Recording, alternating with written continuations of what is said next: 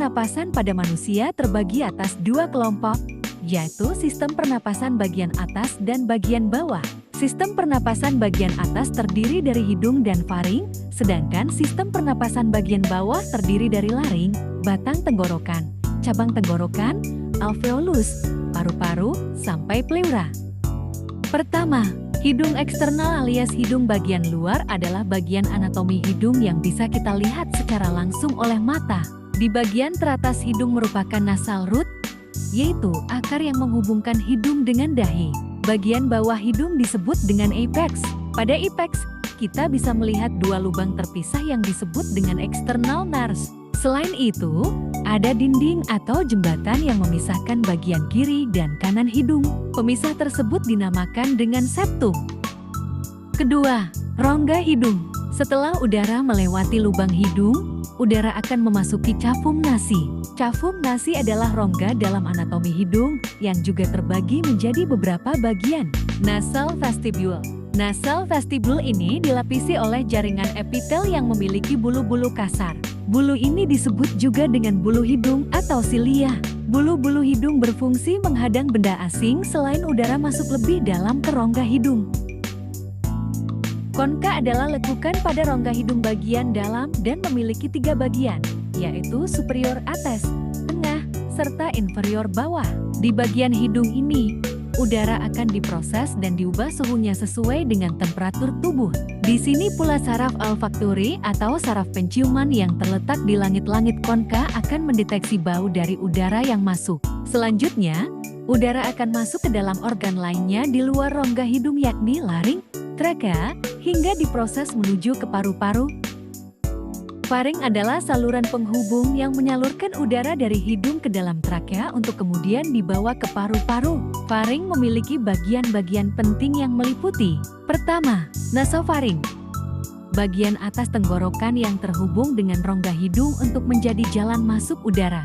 Kedua, orofaring, bagian tengah tenggorokan yang terhubung dengan rongga mulut untuk menyalurkan udara, makanan, dan cairan masuk ke dalam tubuh. Ketiga, laringofaring, bagian akhir dari tenggorokan yang dekat dengan laring atau kotak suara untuk mengatur masuknya udara ke paru-paru maupun masuknya makanan serta cairan ke kerongkongan. Selain itu, faring juga memiliki dua bagian berikut. Pertama, amandel tonsil, terletak di bagian belakang tenggorokan dan dasar lidah. Bagian dari sistem limfatik yang bertugas untuk melawan infeksi virus dan bakteri yang masuk ke dalam mulut. Kedua, tuba eustachius, saluran yang menghubungkan telinga ke tenggorokan yang bertugas untuk menyeimbangkan tekanan di dalam dan luar telinga, serta membantu mengalirkan cairan dari telinga bagian tengah. Fungsi faring, yaitu membawa udara ke saluran pernapasan, mencegah kuman masuk, membedakan jalur pernapasan dan pencernaan, menyeimbangkan tekanan udara di gendang telinga, mendorong makanan masuk ke kerongkongan, menjelaskan pelafalan konsonan. Gangguan pernapasan yang berdampak pada fungsi faring, antara lain infeksi, peradangan pada saluran pendengaran, faringitis, tonsilitis, disfagia, sleep apnea, dan yang terakhir kanker nasofaring. Laring, atau kotak suara voice box, adalah organ pada yang melindungi trakea dan terlibat dalam produksi suara. Laring adalah saluran pernapasan yang membawa udara menuju ke trakea. Fungsi utama laring adalah untuk melindungi saluran pernapasan di bawahnya dengan cara menutup secara cepat pada stimulasi mekanik, sehingga mencegah masuknya benda asing ke dalam saluran napas. Laring mengandung pita suara vocal cord.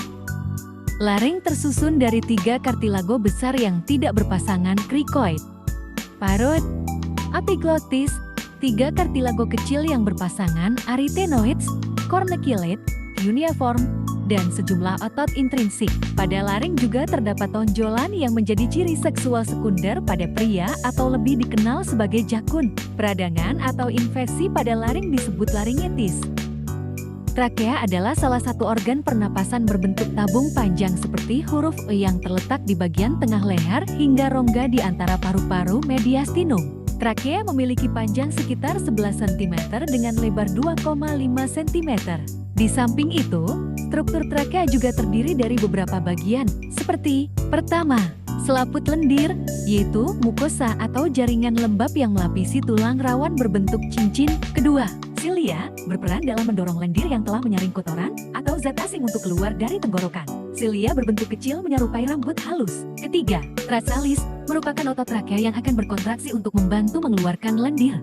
Fungsi trakea yaitu menyalurkan udara ke paru-paru, mencegah masuknya benda asing, mengontrol suhu udara yang masuk ke paru-paru, membantu proses batuk, membantu sistem pencernaan. Gangguan kesehatan yang memengaruhi fungsi trakea antara lain trakeomalacia, stenosis trakea, trakeitis, fistula trakea esophagus TF, kanker trakea.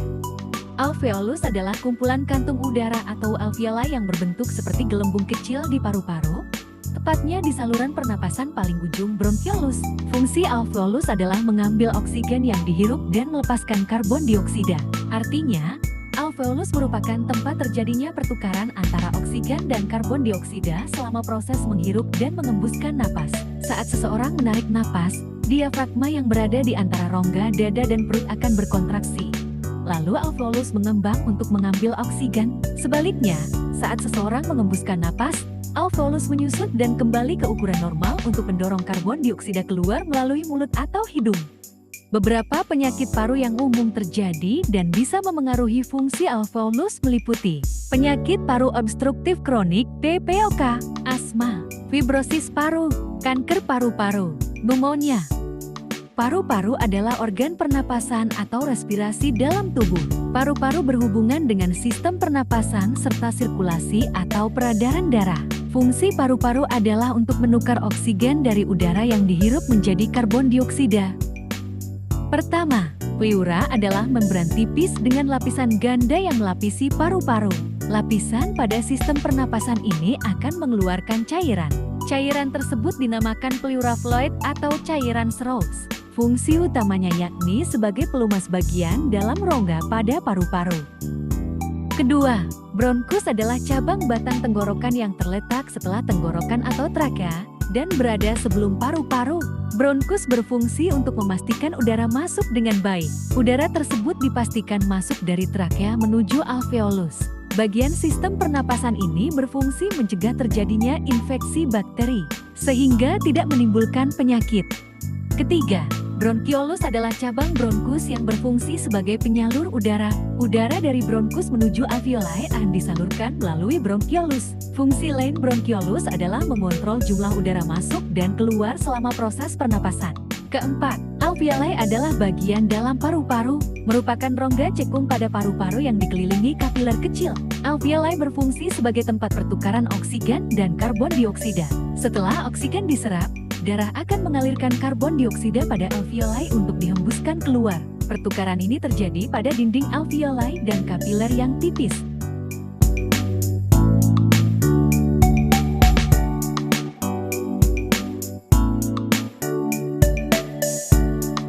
Hasil wawancara. Pertama, penyakit apa saja yang sering dokter temukan pada pasien yang mengalami gangguan sistem pernapasan? Baik, penyakit yang sering saya temukan dalam praktik sehari-hari di puskesmas pada pasien dengan gejala gangguan pada sistem pernafasan, yang pertama itu adalah infeksi saluran nafas, kemudian yang kedua alergi, yang ketiga peradangan kronis saluran nafas, misalnya asma, kemudian penyakit paru kronis ya akibat merokok, dan kemudian yang keempat sejumlah kecil ya pasien dengan curiga keganasan pada saluran nafas.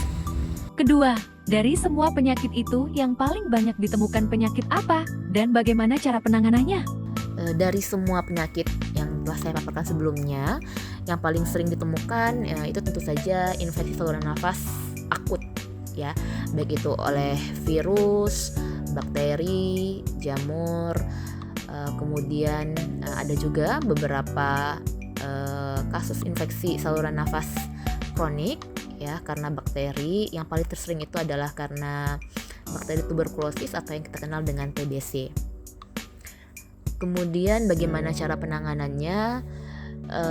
Ya karena sebagian besar kasus infeksi saluran nafas itu karena infeksi virus ya. Jadi tidak ada obat untuk mematikan virus ya, kecuali dengan meningkatkan imun atau daya tahan tubuh, yaitu tentu saja dengan melakukan gaya hidup sehat, yaitu dengan makan makanan yang bergizi seimbang, kemudian tidur atau istirahat yang cukup, aktivitas fisik yang teratur, kemudian kelola stres.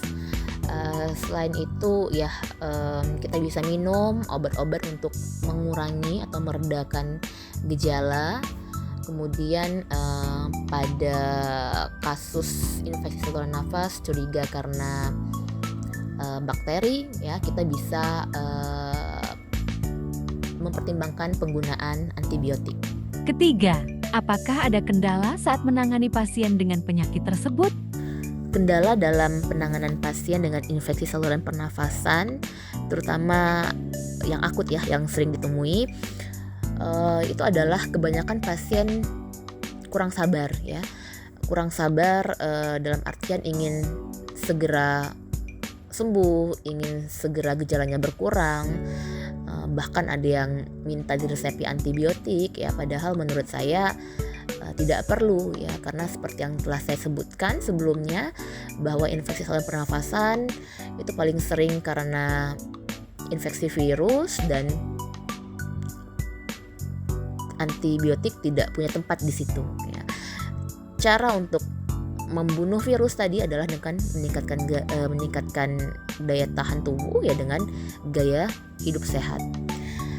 Nah, kemudian yang kedua mungkin kurangnya kedisiplinan dalam penggunaan APD ya, seperti masker, menjaga jarak ya juga, sehingga nanti cenderung menularkan ke lingkungan sekitar, ke orang-orang sekitar, nah, terutama anggota keluarga. Jadi biasanya datang berobat, satu keluarga itu terkena saluran infeksi pernafasan. Keempat, apakah dokter pernah menangani pasien yang mengalami ISPA? Bagaimana cara yang paling mudah untuk menghindari penyakit ini? Ya, saya cukup sering menangani pasien dengan ISPA karena infeksi saluran pernafasan akut itu adalah penyakit yang sering ya, sangat sering dijumpai pada praktek sehari-hari. Kemudian bagaimana penanganannya? Tentunya dengan gaya hidup sehat, yaitu makan makanan dengan gizi seimbang, istirahat yang cukup, olahraga yang teratur, kemudian kelola stres, menghindari asap rokok, ya, debu, polusi. Kalau kita berada di ruangan atau di rumah ya, sebaiknya rumah atau ruangan tersebut punya ventilasi yang cukup untuk pertukaran sirkulasi udara ya. Buka jendela-jendela rumah minimal 2 jam setiap harinya. Selain itu kita bisa cegah ISPA dengan vaksinasi. Ya, tambahan kiat-kiat untuk menghindari atau mencegah terkena ISPA selain yang telah saya sebutkan sebelumnya, tidak lupa juga penggunaan APD atau alat pelindung diri ya, seperti masker. Kemudian kita perlu menjaga jarak dengan orang-orang yang sedang terinfeksi, ya, orang-orang dengan gejala batuk, pilek, dan tidak lupa juga harus sering-sering mencuci tangan.